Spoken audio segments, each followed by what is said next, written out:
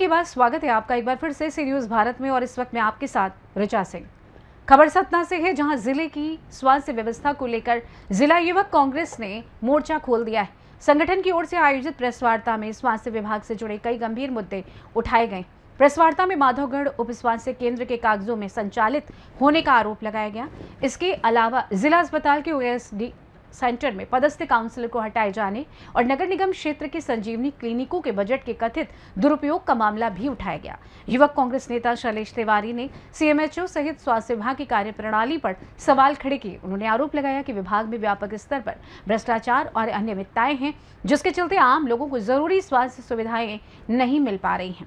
और हमारे बीच शैलेश तिवारी जी हैं, जो इसको विस्तार से बताने का कार्य। आप सभी पधारे, सभी पत्रकार साथियों का मैं स्वागत करता हूँ। हमारे बीच में यूथ कांग्रेस के जिला अध्यक्ष श्री बड़े भाई जी, शहर के अध्यक्ष गुप्ता जी उपस्थित हैं। आज का प्रेस वार्ता का विषय है कि स्वास्थ्य व्यवस्था की किस प्रकार की बदहाली और व्याप्त भ्रष्टाचार को लेकर आज प्रेस वार्ता आयोजित की गई है।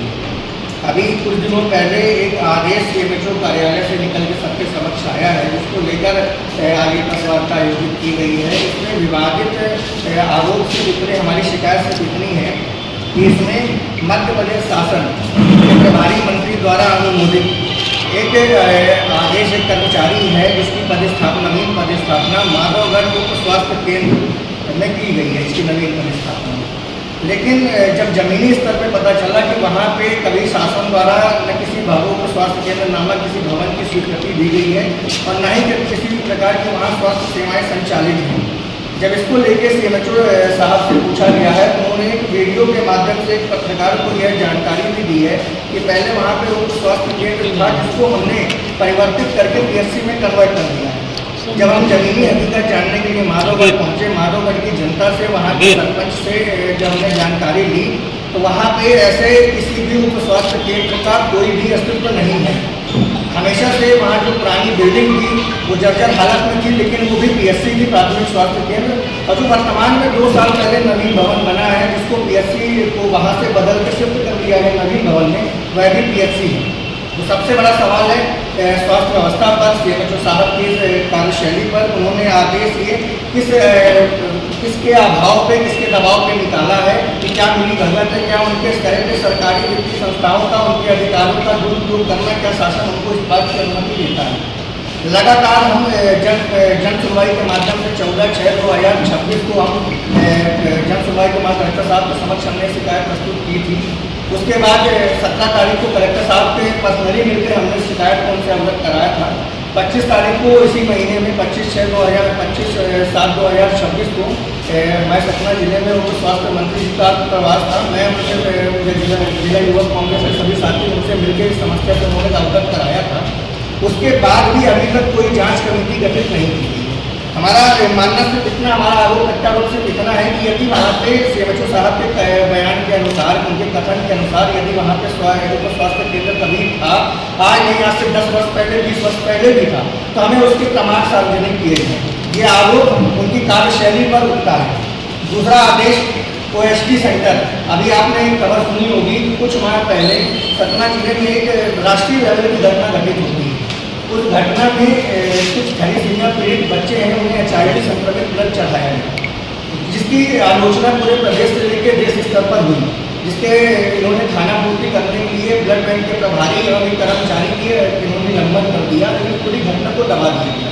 उसके बाद राष्ट्रीय एड्स इकाई द्वारा नागपुर द्वारा एक ओएसडी सेंटर संचालित जिला अस्पताल में किया जाता है, जिसमें एक ही काउंसलर समूचे पूरे जिले में। उस काउंसलर को भी ये उसका आदेश पत्र ये भी लाया है साथ में, ये उसका आदेश है, ये भी स्वास्थ्य विभाग से निकला है, सीएमएचओ साहब के इसमें सिग्नेचर भी है। ये आदेश पत्र उन्होंने निकाला है कि जब उनके कार्यकाल के दौरान इतनी बड़ी घटना घटित होती है, वो सिविल सर्जन थे। सबसे बड़ी लचर व्यवस्था जिला प्रशासन की है, उन्हें इसी जिले में उनकी पदोन्नति की गई, उन्हें सीएमएचओ का कार्यभार दिया गया। उसके बाद भी उनकी असंवेदनशीलता का प्रमाण यह आदेश है। तो उन्होंने उस काउंसलर को भी वहाँ से हटाकर, जो नशा एडिक्टेड लोग हैं, जो किसी गंभीर बीमारी से एडिक्टेड लोग हैं, उनकी मानसिक रूप से काउंसलिंग करने का काम वो काउंसलर करता था, उन्होंने उसको वहाँ से हटाकर आयुष्मान के कार्यों में लगा दिया। क्या स्वास्थ्य विभाग के पास सैकड़ों कर्मचारी हैं, तो क्या कोई लोग नहीं था आयुष्मान विभाग में काम करने के लिए? कि इतना संवेदनशील मुद्दा कि थैलेसीमिया पीड़ित बच्चों को HIV संक्रमित ब्लड चढ़ाया गया या भविष्य में ऐसी कोई घटना संचालित ना हो, इसको लेकर शासन ने वहाँ पर एक यूनिवर्सिटी काउंसलर बनाया, उस पर भी ताला जड़ दिया गया। ये इनकी कार्यशैली का प्रमाण है जो इन आदेशों में लिप्त है। और सबसे बड़ी चीज़ जो अभी इन्होंने सतना नगर निगम क्षेत्र के अंतर्गत अपने संजीवनी क्लिनिकें खुली हुई हैं, 13 संजीवनी क्लिनिक हैं, जिसके पैसों का बंदरबाट, जिसका बजट का बंदरबाट किया जा रहा है, उसका डाटा न सार्वजनिक किया जा रहा है, न कथित तौर पर किसी के सामने रखा जा रहा है। तो हमारी मांग से इतनी है कि उसके बजट का कितना पद कहाँ खर्च हो रहा है, उसकी स्पेशल ऑडिट जाँच कराई जाए। अब आगे हम अपने अध्यक्ष शायरी के अध्यक्ष के कर्मचारी हिमांशु धवई, जिसका MPW पद पे माधवगढ़ उप स्वास्थ्य केंद्र में उसकी नवीन पदस्थापना की गई, जो कोठी स्वास्थ्य सामुदायिक केंद्र के अंतर्गत आता है। सबसे बड़ा सवाल यह उठता है कि जब जानकारी हमने लगा जुटाने के लिए जब हम माधवगढ़ पहुंचे, लेकिन आज तक अस्तित्व में कोई माधवगढ़ में उप स्वास्थ्य केंद्र संचालित नहीं है, ऐसा कोई भी अस्पताल जमीनी स्तर पर नहीं है, तो उनकी पदस्थापना कहाँ पे हो गई। जब एक वीडियो के माध्यम से CMHO साहब का एक बयान आया कि वहाँ पर जो पुराना स्वास्थ्य सामुदायिक सब सेंटर था, वो जिले के अंदर का साधारण एक ट्रांसफ़र ऑर्डर है, जो एक सब सेंटर से दूसरे सब सेंटर तक एक कर्मचारी की पदस्थापना की जाती है। जब उसकी बिल्डिंग जर्जर हो चुकी तो उसको कन्वर्ट करके हमने PHC में परिवर्तित कर दिया है। लेकिन सबसे बड़ा सवाल मेरा उन्हीं के इस बयान पे है, यदि परिवर्तित कर दिया था तो 2 साल पहले वो नवीन भवन बन के तैयार हो गया था, उनके कथित तौर पर अगर वहाँ पे उप स्वास्थ्य केंद्र था तो हमें उसके प्रमाण उपस्थित करा दें। यदि नहीं था, अगर उन्होंने पहले ही परिवर्तित कराया, PHC कराया अपने बयान के अनुसार ही, तो ये 15/6/2026 2 महीने हो चुके हैं। 2 महीने पहले कौन से उप स्वास्थ्य केंद्र के अंतर्गत उसकी नवीन पदस्थापना की गई है।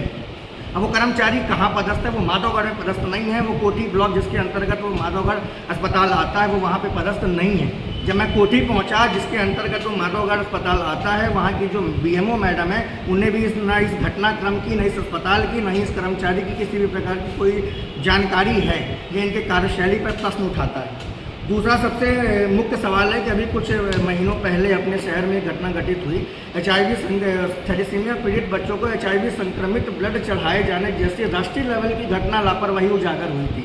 उस समय पे वर्तमान CMHO साहब वहाँ पे सिविल सर्जन पद पे कार्यरत थे। उनके कार्यकाल के दौरान इतनी बड़ी घटना घटित हुई, उसके बावजूद भी राष्ट्रीय एड्स इकाई द्वारा एक OST सेंटर वहाँ पे चलाया जाता है। जो सतना से सी न्यूज संवाददाता शिवम गुप्ता की रिपोर्ट। सतना में स्वास्थ्य व्यवस्था को लेकर युवक कांग्रेस की प्रेस वार्ता के बाद मामला गर्मा गया है। संगठन ने कई गंभीर आरोप लगाते हुए 10 दिनों में कार्रवाई की मांग की है और ऐसा नहीं होने पर आंदोलन की चेतावनी दी है। देखना होगा कि प्रशासन और स्वास्थ्य विभाग इन आरोपों पर क्या कार्रवाई करता है। फिलहाल के लिए इस खास रिपोर्ट में बस इतना ही। देश दुनिया की तमाम बड़ी खबरों को जानने के लिए जुड़े रहिए सी न्यूज भारत के साथ। हर खबर आपके साथ, आपके हाथ।